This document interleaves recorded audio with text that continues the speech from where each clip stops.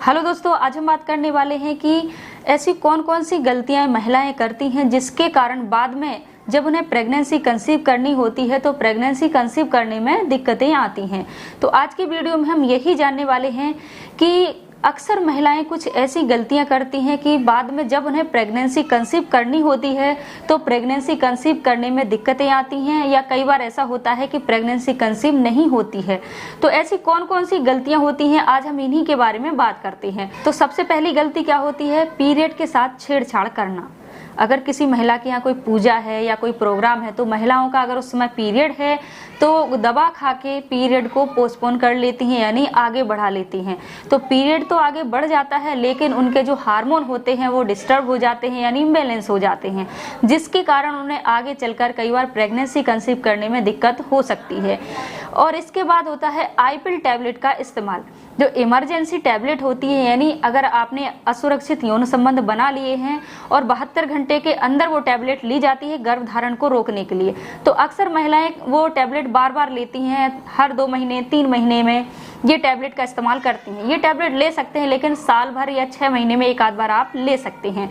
ज़्यादा इस्तेमाल से आपके हार्मोन डिस्टर्ब हो सकते हैं तो आपको प्रेगनेंसी कंसीव करने में दिक्कत आ सकती है। इसके अलावा एक गलती होती है गर्भनिरोधक दवाओं का सेवन करना।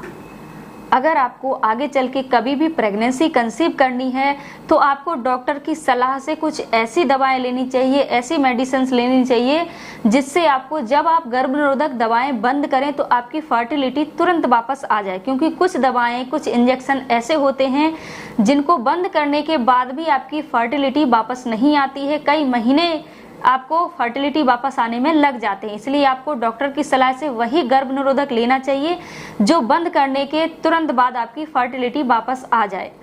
इसके अलावा अगर आपके पीरियड अनियमित हो गए हैं तो जरूरी नहीं कि वो नॉर्मल हो, किसी कारण से ही आपके पीरियड अनियमित होते हैं, आपके हार्मोन डिस्टर्ब हो जाते हैं, उस कारण से भी आपके पीरियड अनियमित हो सकते हैं, या आपको थायराइड की प्रॉब्लम होती है तो उस कारण से भी आपके पीरियड अनियमित हो सकते हैं, या फिर आपको ओवरी में कोई सिस्ट होती है तो भी आपके पीरियड अनियमित हो सकते हैं।